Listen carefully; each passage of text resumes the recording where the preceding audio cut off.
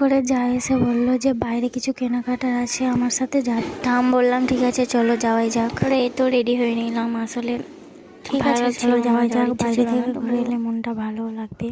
আর এই তো এখানে দৌড়াতে দৌড়াতে যাওয়ার আসল রিজন হলো যে আমার পুজো বাবু দেখে নিলে কান্না করবে যাওয়ার জন্যে, সেই জন্যে ওর দিদির কাছে রেখেও আমরা 3 জনে চলে যাচ্ছি।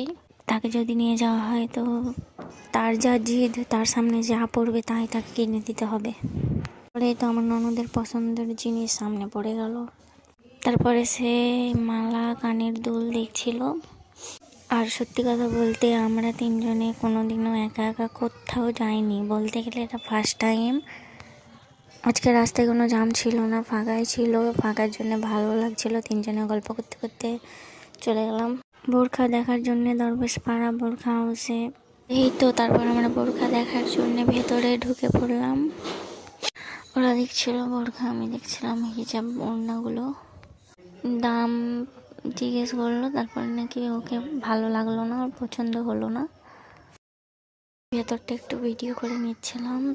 পরে ও বোরখা নিল না, দুটো হিজাব ওড়না কিনে বেরিয়ে পড়লাম। তারপরে কসমেটিক্সের দোকানে কিছু কেনার ছিল, সেগুলো কেনাকাটা করে বাড়ি ফিরছিলাম। রাস্তাতে ফুচকার দোকান দেখে ফুচকা খাওয়ার জন্য দাঁড়ালাম। ফুচকার দোকানে অনেক ভিড় ছিল, সেই জন্য একটু ওয়েট করতে বললো কাকু।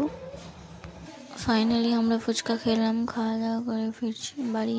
ফিরতে ফিরতে আমার ননদ বলছিল এটা আমার প্রথম ব্লগ, ভাবি তুমি ভাইরাল হয়ে গেলে আমাকে কি কিনে দেবা।